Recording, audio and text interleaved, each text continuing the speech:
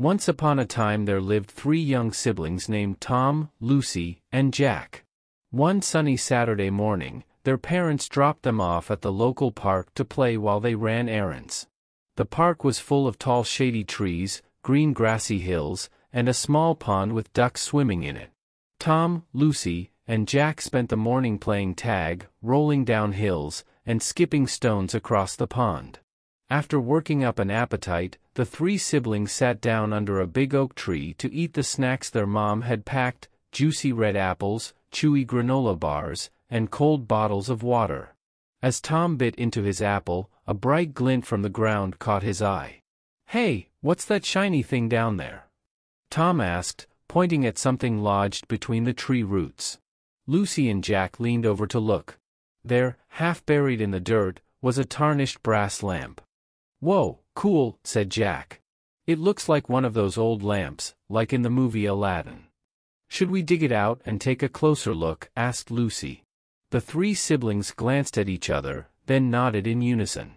They started brushing away the dirt surrounding the lamp until they could pull it free from the tree roots. Up close, they saw intricate decorations etched into the lamp's surface. It looked ancient, with a rusty spout and handle dull from age. "Do you think it's real?" "Like it could be magic," whispered Lucy. Tom shook the lamp slightly and they all leaned in, ears primed to hear the slosh of oil coming from inside. But the lamp stayed silent. "Nah, it's probably just an old lamp someone left here," said Tom. "Should we still rub it and pretend?" suggested Jack with a grin. "Just in case there's a genie inside?" Lucy and Tom laughed. "Sure, why not?" said Tom. "I'll give it a try first." Gripping the tarnished metal handle, Tom vigorously rubbed the side of the lamp. He rubbed once, twice, 3 times. Suddenly, the lamp began to shake. Startled, Tom dropped it on the grass as a cloud of sparkling blue smoke started spewing out of the spout. "Whoa!" yelled Jack, scrambling back.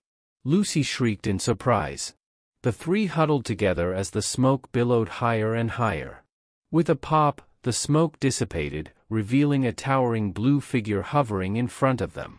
He had pointy ears, a curled beard, and shiny gold cuffs on his wrists. "A genie," gasped Lucy. "No way," said Jack. "I am the genie of the lamp," thundered the figure. "You have freed me from my prison, and in return I shall grant you each one wish." Lucy, Jack, and Tom stared up at the genie with wide eyes and gaping mouths. A real genie, with real magic. "Be careful what you wish for," the genie continued in his booming voice. "I can grant the deepest desires of your hearts, but all magic comes with a price." The siblings looked at each other nervously. A real wish could give them anything they wanted. But could they trust this mysterious genie? Tom gulped. "So you'll really grant any wish we want?" he asked. The genie drew himself up proudly. "I have phenomenal cosmic power. There are few limits to what I can make come true." Lucy bit her lip anxiously. "How do we know this isn't some kind of trick?" she whispered to her brothers. "Only one way to find out," said Jack. "I'll go first." He turned to the genie. "I wish for $1 million. The genie smirked, then snapped his fingers. With a puff of smoke, a briefcase appeared at Jack's feet. Inside were stacks of brand new $100 bills. "Wow, it worked!" exclaimed Lucy. The 3 siblings quickly divided up the cash. Their wish had come true. "Now it's my turn," said Lucy excitedly. She thought for a moment, then said, "I wish we could help save endangered animals all over the world." The genie bowed. "Your wish is my command." He snapped his fingers again. Suddenly, Lucy, Tom, and Jack found themselves transported inside a giant zoo. All around them were enclosures housing exotic endangered animals: pandas, snow leopards, gorillas, condors, whales, and more. "Whoa," said Tom, rushing over to peer at a fluffy panda cub. "He's so cute. Do you think we can help these animals?" Before Lucy could reply, the genie appeared beside them in a puff of smoke. "You now have the power to save these rare creatures and protect their habitats," he announced. "Use it wisely." Lucy grinned excitedly. This was amazing. Not only would they help these animals, but they could visit them any time. "Thank you," she said to the genie. "I can't believe our wishes are really coming true." The genie bowed. "I aim to please. Now, I believe it's your turn," he said, turning to Tom. Tom hesitated. Seeing how easily the genie had granted Jack and Lucy's wishes made him feel uneasy. It seemed too good to be true. "Aren't you going to wish for something?" urged Jack. "Well," said Tom slowly, "I kind of want to wish for more wishes." The genie's eyes flashed angrily. "Out of the question," he thundered. "You only get one wish each, no exceptions." Tom cringed at the genie's harsh tone. Okay. Let me think." What was something he'd always wanted but never thought possible? Then Tom knew. "I wish our parents didn't have to work so hard," said Tom. "I wish we could always be together as a family." The genie nodded.